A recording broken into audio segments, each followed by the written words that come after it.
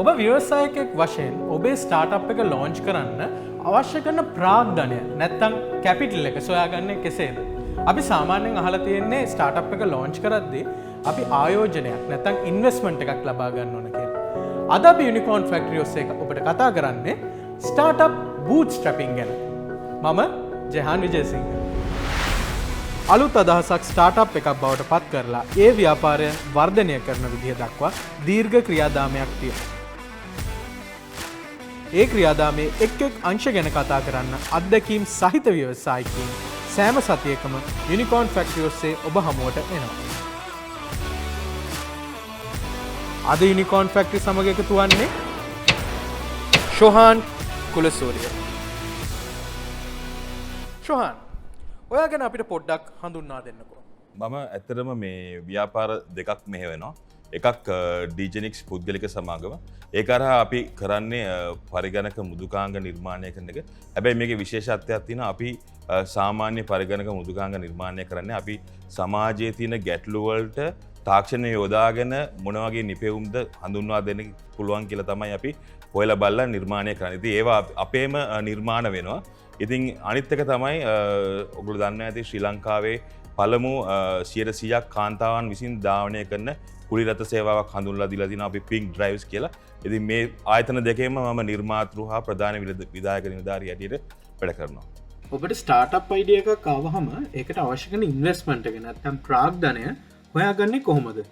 ඇතරම මේ අපි ඉස්සර දන්නේ සාමාන්‍යයෙන් පවුලේ ව්‍යාපාරයක් ආවොත් අලුතෙන් ව්‍යාපාර ඒක කරගෙන යන්නයි සල්ලි තියෙනවා නම් ව්‍යාපාර කරගෙන යන ක්‍රමවේදයක් තමයි අතීතයේ අපි දන්නේ. ඒ වුණාට දැන් අලුතෙන් අපිට පුළුවන් ව්‍යාපාරයක් පටන් ගන්නවා නම් ගොඩක් ආයෝජන ක්‍රමවේදයන් තියෙනවා. ඉතින් උදාහරණ හැටියට කීපයක් ගත්තොත් ඒන්ජල් ඉන්වෙස්ටර් කෙනෙක් හරහා අපිට ආයෝජන කරන්න පුළුවන්. ඒ වගේම තවත් තියෙනවා ඉන්වෙස්ටර්ස්ලා ගොඩක් වෙන්චර් කැපිටලිස්ට්ලා හරහා මුදල් ආයෝජනය කළා.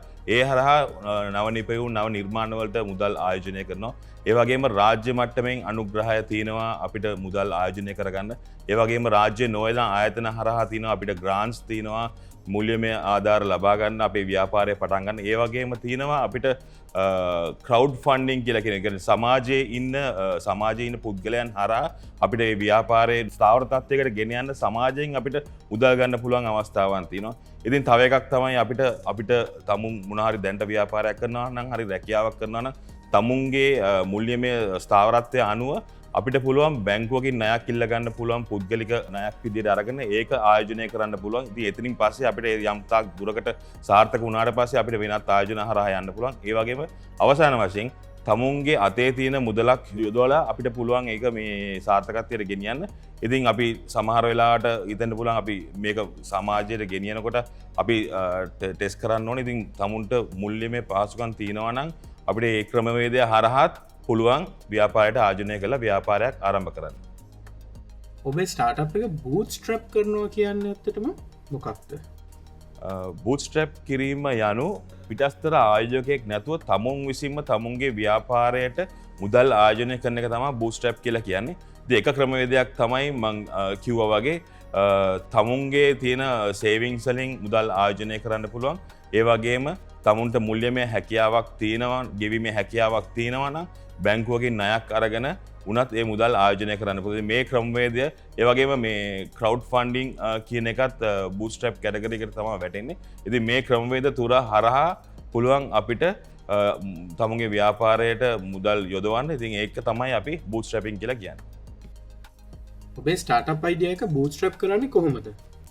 ඇත්තටම දැන් අපි ව්‍යාපාරයක් අපිට අදහසක් තියෙනවා නම් ප්ලෑන් එකක් හදාගන්න ඕනේ. මේ ප්ලෑන් එක හදාගෙන අපි හිතමු මොකක් හරි එකට කොච්චර බජට් එකක් ඇලොකේට් කරන්න ඕනද කියලා බලා ගන්න ඕනේ. ඉතින් අපි බජට් එකක් ඇලොකේට් කරනකොට අපි බූට්ස්ට්‍රැප් කරනවා නම් අවුරුදු දෙකක් වෙනකන්වත් අපිට ඒ සස්ටේන් කරගන්න පුළුවන් හැකියාවක් තියෙන්න ඕනේ. අපි යොදවන මුදල අනුව. ඉතින් ඒක අනුව අපිට ප්ලෑන් කරන්න පුළුවන් අපි මේච්චර කාලයකට අපි කොච්චර මුදලක් ආයෝජනය කරන්න ඕනද කියලා. ඒ වගේම තමයි බැංකුවක ණයක් ගන්න ගියොත් අපි බිස්නස් ප්ලෑන් එකක් දෙන්න ඕනේ. ඒතකොට බිස්නස් ප්ලෑන් එක අනුව මේක සස්ටේන් වෙනවද, ගෙවීමේ හැකියාව තියෙනවද කියලා බලා ගැනීමේ හැකියාව තියෙන්න ඕනේ. එතකොට ඒ වගේම අපි ප්‍රොජෙක්ට් ප්‍රොපෝසල්ස් ඉදිරිපත් කරන්න ඕනේ. අපි කරන ව්‍යාපාරය ගැන බැංකුව අපිට නිකන් ණය දෙන්නේ නැහැ. ඉතින් තමුන්ගේ ගෙවීමේ හැකියාවයි ප්‍රොජෙක්ට් එක ගැන බලලා බැංකුවෙන් අපිට ණය දෙන්නේ. ඒ වගේම තමයි ක්‍රවුඩ් ෆන්ඩින් කරනවා නම් ක්‍රවඩ් ෆන්ඩිං කරන්න මේ ව්‍යාපාරය ඉදිරියට ඒගලොන්ට අත්‍යවශ්‍ය දෙයක් වෙනවද මේ අපි අඳුන්වා දෙන සේවාව හරි අනුන්වා දෙන මෘදුකාන්ගේ හරි හඳුන්වා දෙන ව්‍යාපාරය මහජනතාවට සේවාවක් වෙනවාද ඒ සේවාවක් වෙනවනම් අනිවාර්යෙන් ඔවුන් හරහා අපිට පුළුවන් මුදල් ආයෝජනයක. ඉතින් මේ මුදල් අපි අවුරුදු එකමාරක් දෙකක් යනකම්වත් අපිට මේ මුදල් යොදවගන්න හැකියාව තියෙන්න ඕනේ. ඉතින් ඒ හරහා ඒ මුදල තමයි අපි හොයාගන්න ඕනේ කොච්චර මුදලක් අපිට අවශ්‍ය වෙනවද මේ ව්‍යාපාරය බූස්ට්‍රැප් කරලා ගෙනියන්න. මොකද අපිට අතරින් පතර මුදල් හොයන්න බැරි වෙනවා. ඉතින් ඒ හින්දා අනිවාර්යෙන් අපි මුලින් හොඳ ප්ලෑන් එකක් හදාගන්න ඕනේ ව්‍යාපාරය නඩත්තු කිරීමේ හැකියාවට. ඉතින් ඒක තමයි අපි බූස්ට්‍රැප් කරන්න ලේසිම ක්‍රමය. ඉතින් යනකොටත් අපි බලන්න ඕනේ මොකද තමුන්ගේ මුදල් තමයි ආයෝජනය කරන්නේ. එතකොට ඒ මුදල් අර පිරිමැස්මෙන් පාවිච්චි කරන්න ඕනේ අඩු වියදමකින් වැඩි ප්‍රතිලාභ ලබන්න සුළු ක්‍රමවේද හරහා අපිට බූස්ට්‍රැප් එක සාර්ථකව කරගන්න පුළුවන්. බූස්ට්‍රැප් ක්‍රමය පාවිච්චි කිරීමෙන් ව්‍යවසායකයෙකුට ඇති වාසි මොනවාද? ඇත්තටම බූස්ට්‍රැප් එකක් කරනකොට අපි උදාහරණයක් ඇරයට ගත්තොත් තමුන්ට අලුත් අයිඩියා එකක් තියෙනවා. ඉතින් මේ අයිඩියා එක අපිට දන්නේ නැහැ මේක සාර්ථක වෙන්න පුළුවන්ද නොවෙන්න පුළුවන්ද. ඉතින් ඒකට අපි ටෙස්ට් කරලා බලන්න ඕනේ. ඉතින් බූස්ට්‍රැප් කරන්න පුළුවන් අපිට මේ ඒ වගේ ව්‍යාපාරයකට. ඒ වගේම තමයි අපි බූස්ට්‍රැප් එකේ තියෙන විශේෂම දේ තමයි සම්පූර්ණ අපි ආයතනයේ කොටස් අපි වෙන කෙනෙක්ට දෙන්න අවශ්‍ය වෙන්නේ නැහැ. තමුන්ටම මුළු අයිතිය තියාගන්න පුළුවන්. ඒ වගේම අපිට පුළුවන් අපිට නිදහස තියෙනවා අලුත් දේවල් හඳුන්වා දෙන්න අලුත් නිර්මාණ කරන්න මේකට හරහා මේක වැඩි දියුණු කරන්න. ඉතින් ඒ වගේ අවස්ථාවන් තියෙනවා. ඒ වගේම අපිට මේ කාලයත් එක්ක අපේ කණ්ඩායම හදාගන්න පුළුවන්. අපිට අවශ්‍ය විදියට තමුන්ගේ ව්‍යාපාර කටයුතු කරගන්න පුළුවන්. ඉතින් මේ වගේ සුළු වාසි තියෙනවා බූට්ස්ට්‍රැප් ක්‍රමවේදය හඳුන්වා දුන්නොත්. ඔබේ ස්ටාර්ට්අප් එකට බාහිර ප්‍රාග්ධනය නැත්නම් එක්ස්ටර්නල් ඉන්වෙස්ට්මන්ට් ගන්න නැතුව බූට්ස්ට්‍රැප් මෙතඩ් එක පාවිච්චි කරොත් ඇති අවාසි මොනවද? අපි මේ ඉන්වෙස්ට්මන්ට් එක ගත්තොත් ඒ ඉන්වෙස්ට් හරහා ඒ මුල්‍යමය දායකත්වය පමණක් නෙමෙයි ඒ හරහා ඔහුගේ නෙට්වර්ක් එකත් අපිට ලැබෙනවා. ඉතින් අපි බූට්ස්ට්‍රැප් කරලා ගියොත් එහෙම අපිට ඒ නෙට්වර්ක් එක ලබා ගන්න බැරි වෙනවා. ඉතින් ඒ වගේම තමයි බූස්ට්‍රැප් හරහා අපිට මේ සීමිත මුදල් ප්‍රමාණයක් තමයි අපේ අතේ තිබුණොත් ඒක තමයි පාවිච්චි කරන්නේ. අපිට හිතූ පරිදි අපිට වියදම් කිරීමේ හැකියාවක් නැති වෙනවා. අනිත් එක තමයි සමහර වෙලාවට අපි බලාපොරොත්තු වෙන growth එක ළඟා වෙන්න බැරි වෙන්න පුළුවන් බූස්ට්‍රැප් ක්‍රමය හරහා. මොකද අපි මුලින් යොදන මුදලට අමතරව ව්‍යාපාරයෙන් ලැබෙන මුදලත් එක්ක තමයි අපි බූස්ට්‍රැප් කරගෙන යන්නේ ව්‍යාපාරය. ඒකෝර සමහරලාට අපිට growth එක නැති වෙන්න පුළුවන් අපි බලාපොරොත්තු. ඒ වගේම තමයි තමුන්ගේ තියෙන මුදල් ටික ඔක්කොම ව්‍යාපාරයට යොදුවන් පස්සේ තමුන්ගේ පර්සනල් රිස්ක් එකක් තියෙනවා. මේ ඒ මුදල් සමහරවිට මේක සාර්ථක වුණේ නැත්නම් ඒ රිස්ක් එක තියෙනවා. ඒ මුදල් ප්‍රමාණය නැති වෙන්න පුළුවන්. ඉතින් සමුන්ට ප්‍රශ්න එන්න පුළුවන්. ඉතින් මේවා තමයි අපි මූලිකව දකින මේ ඩිස්ඇඩ්වාන්ටේජස් බූට්ස්ට්‍රැප් කරන ක්‍රමවේදය හරහා.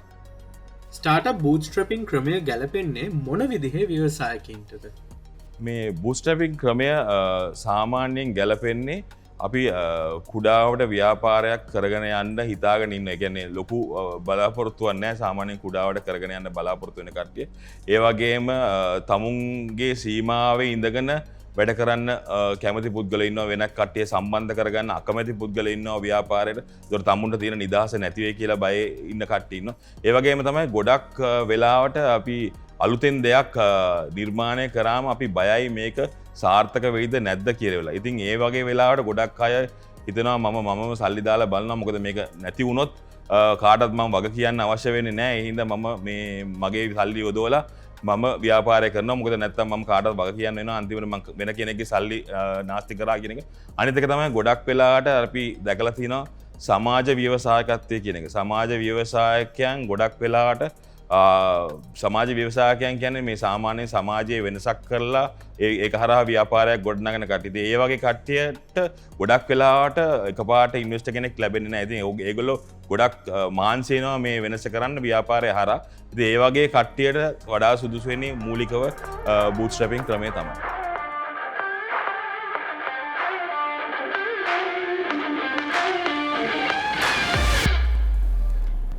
අපි අද කතා කරන්නේ ස්ටාර්ට්අප් බූට්ස්ට්‍රැපින් ගැන.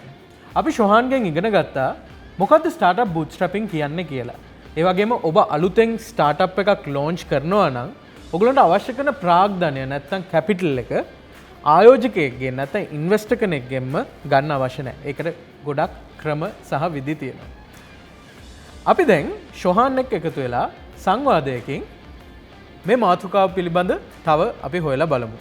ඊට කලින් මම ෂොහාන් ගැන පොඩි හැඳින්වීමක් ඔයගලන්ට කරන්නම්. ඇත්තටම ෂොහාන් කියන්නේ සීරියල් ඔන්ටර්ප්‍රනර් කෙනෙක්. ඒ කියන්නේ ඔහු දැනට සමාගම් කීපයක නිර්මාතෘවරයෙක්.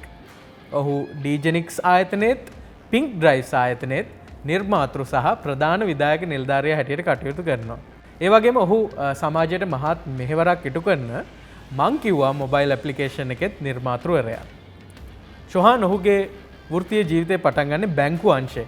ඉතින් බැංකු අංශයේ අවුරුදු ගණනාවක් වැඩ කරපු ඔහුට ගැටලු විසඳීමට ඉතාමත් ආසාවක් ඒ වගේම උවමනාවක් ෂොහාන්ට තියෙනවා.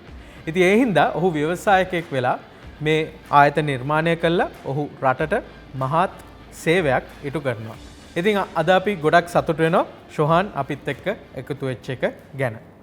ඉතින් ෂොහාන් මට කියන්නකෝ බලන්න ඔයාගේ එක්ස්පීරියන්ස් එක අනුව ඔයා ස්ටාර්ට්අප් බූට්ස්ට්‍රැපින් ඇත්තටම try කරලා තියෙනවද ඔයාගේ ඔය කම්පනීස් පටන් ගද්දි?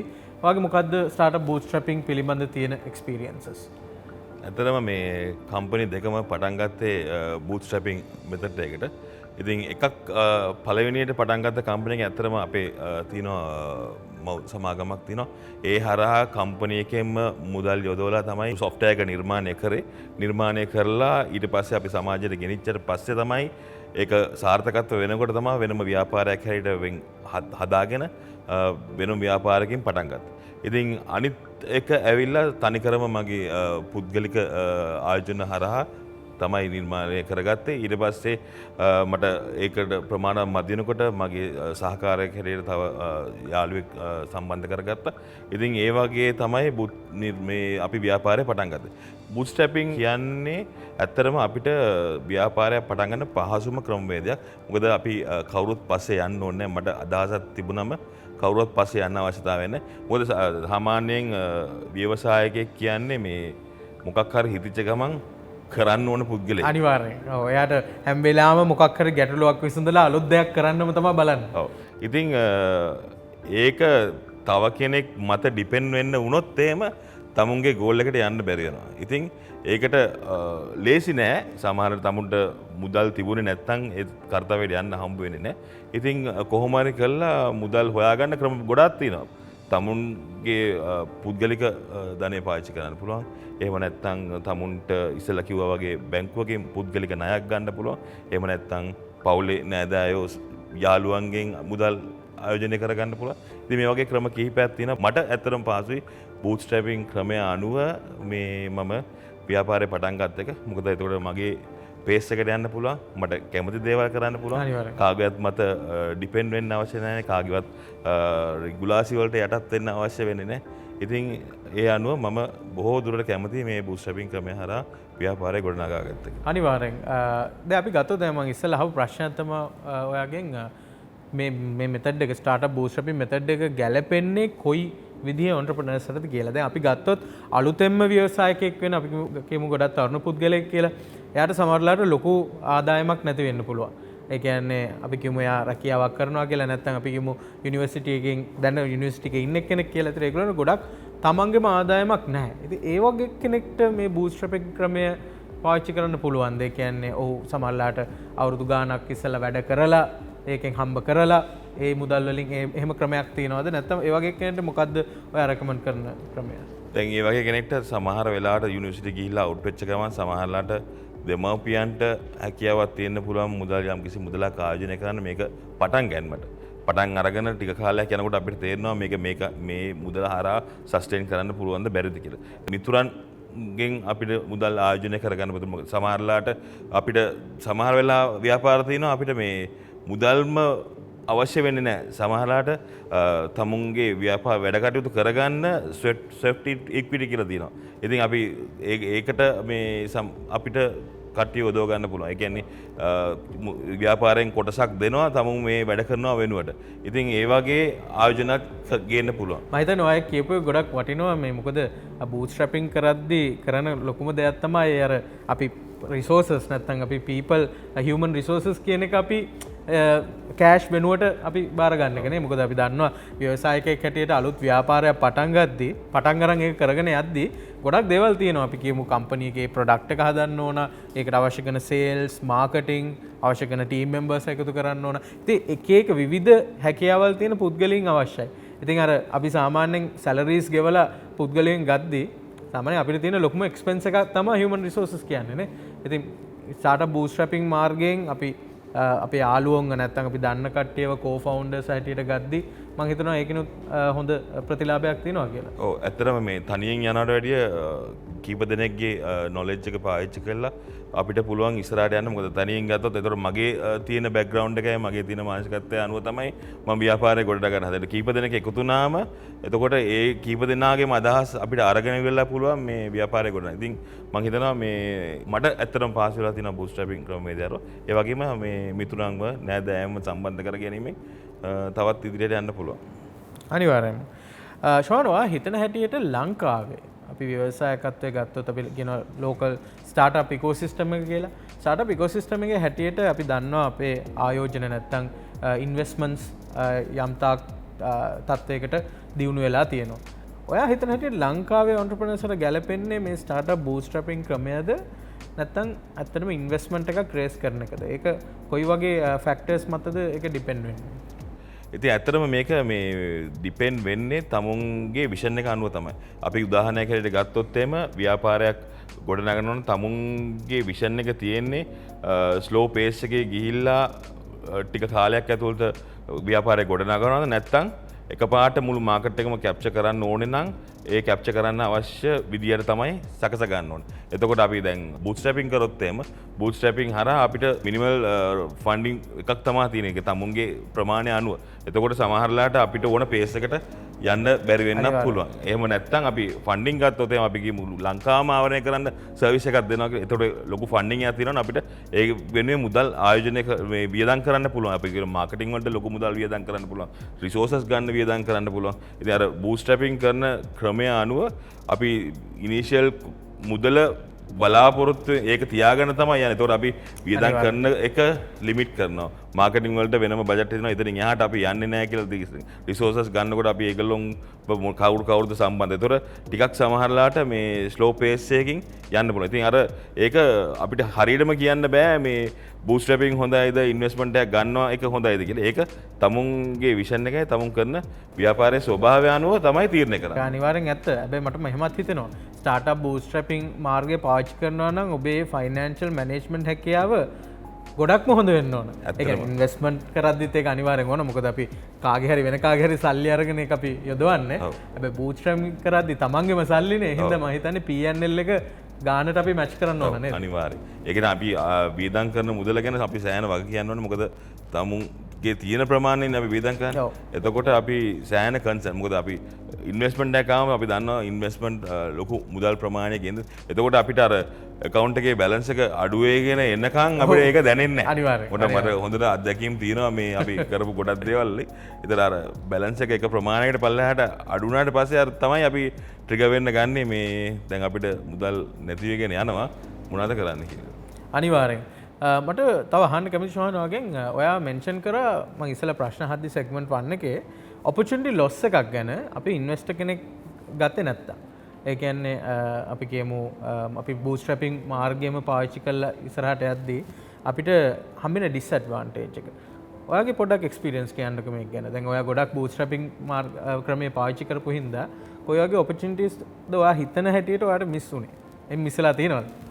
ඇතරම මිස් වෙලා තියෙනවා මේ මං නැහැ කියන්නේ නෑ.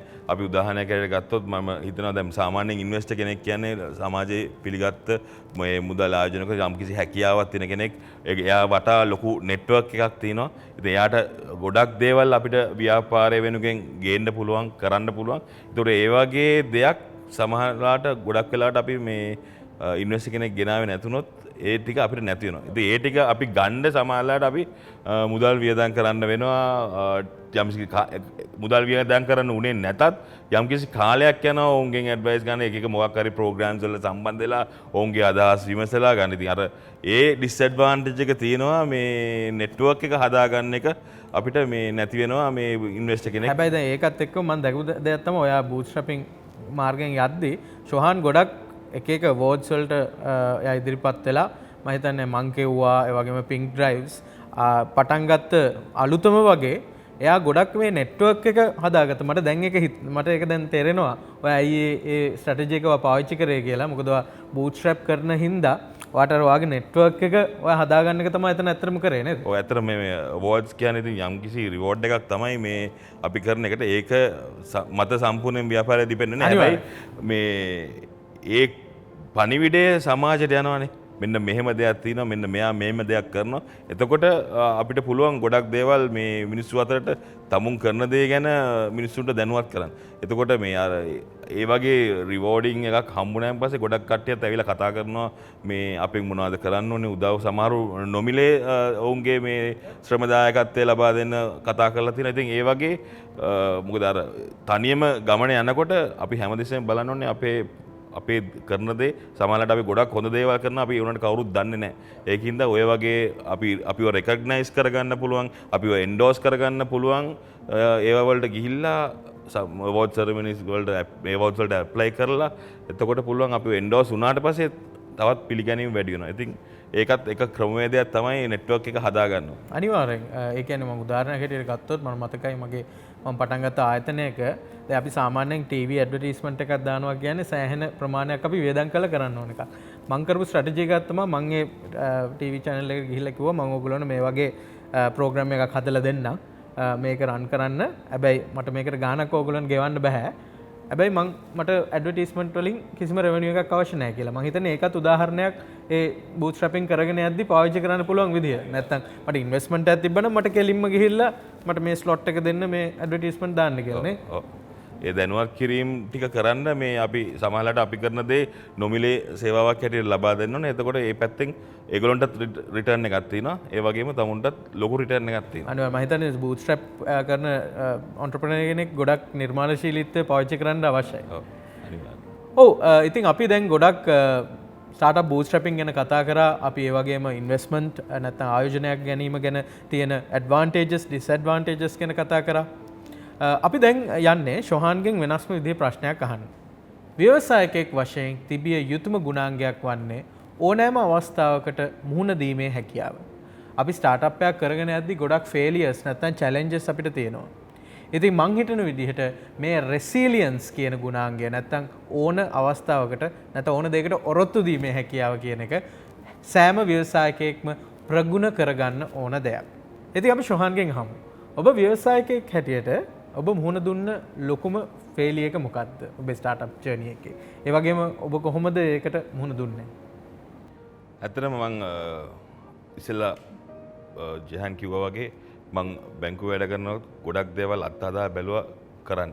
ඊට පස්සේ අපි මම බැංකුවෙන් අයින් වුණාට පස්සේ මගේ අපේ පවුලේ කිහිප දෙනෙක් එක්ක අපි ව්‍යාපාරයක් කරන්න පටන් ගත්තා. එතකොට අපි ගොඩක් වෙලාවට හැමදේම කරන්න බැලුවා. අපි software develop කරන්න ගත්තා, video production කරන්න ගත්තා, animation කරන්න ගත්තා, architecture visualization කරන්න ගත්තා. ඒ වගේ අපි digital marketing ඉතින් අපි මේ ගොඩක් දේවල් පස්සේ අර අත්දැකීමක් නැතුව ඒ කියන්නේ දැන් මම බැංකුවේ අයින් වෙලා එහෙම ලොකු අත්දැකීමක් තිබුණේ නැහැ මේ ව්‍යාපාරයක් කරන එක ගැන. ඒකට අපි ගොඩක් දේවල් කරන්න ගත්තම අපිට ෆෝකස් එකක් නැති වුණා මේ කිසිම එකක් ගැන. ඉතින් ඒක සම්පූර්ණයෙන්ම මේ වැටලා ගියා. මොකද අපි හැමෝම ගොඩක් දේවල් ගැන ෆෝකස් කරපින්දා ඒක අපිට සාර්ථක කරගන්න බැරුණා. ඉතින් අපි කට්ටිය එකතු වෙලා තීරණය කරා නෑ අපි ඔක්කොමලා එකතු වෙලා මේ හැමදේම කරන්නේ නැතුව එක එක්කෙනා වෙන් වෙලා එක එක ඒවා ගැන විතරක් ෆෝකස් කරමු කියලා. ඊට පස්සේ මම software solution එක ගැන ෆෝකස් කරන්න ගත්තා. තව අනිත් කට්ටිය අනිත් ඒවා ගැන ෆෝකස් කරන්න ගත්තා. එතකොට අපිට පුළුවන් වුණා අපි අපේ ඔළුව තියෙන්නේ එක දෙයක් ගැන විතරයි. එතකොට අපි එතනින් පුළුවන් අපිට එතනින් එහාට බිල් කරන්නේ කොහොමද කියලා. එතකොට මොකද අනිත් ඒවා ගැන අපි හිතන්න අවශ්‍යතාවයක් නැහැ. ඉතින් අපි කරේ තමුන් ફોකස් කරා එක එක්කෙනා මේ එක ප්‍රොඩක්ට් එකක් ගැන එක සර්විස් එකක් ගැන ඒ හරහා තමයි අපි මේක ගොඩනගා ගන්න පතේ. දැන්ට නම් මම මේ විවිධ ඒවා කරනවා. ඒක ඇවිල්ලා තියෙන්නේ අත්දැකීම අවුරුදු 5ක 6ක අත්දැකීමෙන් පස්සේ තමයි ඒ වගේ දෙයකට ආයෙ අත ගහන්න මේවා කරේ. එතකන් අවුරුදු 5ක් විතර යනකම් මේ එකක් මත ෆෝකස් කරගෙන ඉඳලා තමයි මේ අනිත් ඒවාට යොමු වෙන්න පටන් ගත්තේ. දැන් අර අත්දැකීමෙන් දන්නවා අපි මොකද්ද කරන්න ඕනේ මොකද්ද කරන්න ඕනේ නැත්තේ. එතකොට අර ෆේලියර් එක වෙන්න තියෙන chance එක සම්පූර්ණයෙන් අඩු වෙනවා. ඔව් අද අපි කතා කරේ ස්ටාර්ට්අප් බූට්ස්ට්‍රැපින් ගැන. ඔයගොල්ලෝ අලුත් ස්ටාර්ට්අප් එකක් ලොන්ච් කරද්දී ඒකට අවශ්‍ය කරන ප්‍රාග්ධනය හොයාගන්න කොහොමද කියලා අපි අද කතා කරා. අපි සාමාන්‍යයෙන් අහලා තියෙන්නේ ඉන්වෙස්ට්මන්ට් මෙතඩ් එක ගැන විතරයි. හැබැයි අද අපි ඉගෙන ගත්තා මොකද්ද ස්ටාර්ට්අප් බූට්ස්ට්‍රැපින් කියන්නේ, ඒකේ ඇඩ්වාන්ටේජස් මොනවද, ඒ වගේ මේකේ ඩිස්ඇඩ්වාන්ටේජස් මොනවද කියලා. ඉතින් අද අපිත් එක්ක එකතු වෙච්ච ෂොහාන් ගොඩක් ස්තුතියි ඔයාගේ වැලියබල් ටයිම් එක අපිට දීලා අපි මේ සියලු දෙනාම ස්ටාර්ට්අප් බූට්ස්ට්‍රැපින් ගැන හොඳට එඩියුකේට් කරා. ඉතින් ලංකාවේ මේ ව්‍යවසායකයන් බිහි කරන්න අපි මේ දරන මෙහෙවරට ඔබ ගොඩක් දායක වුණා. ඉතින් ඒකට ගොඩක් ස්තුතියි.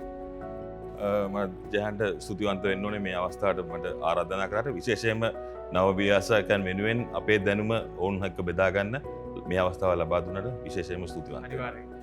ඉතින් යුනිකෝන් ෆැක්ටරි වැඩසටහන අපි ඔයගොල්ලන්ට ගේන්න උදව් කරනවා. අපිට ගොඩාක් US එම්බසි එක අනුබද්ධ ඇමරිකන් සෙන්ටර් ආයතනය, ඒ වගේම මේ ස්ථානය අපිට ලබා දීලා තියෙන හැච් ආයතනය. ඉතින් මේ ආයතන වලටත් අපි ගොඩක් අපේ ස්තුතිය ප්‍රණාමය පුද කරනවා. ඉතින් දිගටම යුනිකෝන් ෆැක්ටරි වැඩසටහනත් එක්ක එකතු වෙලා ඉන්න.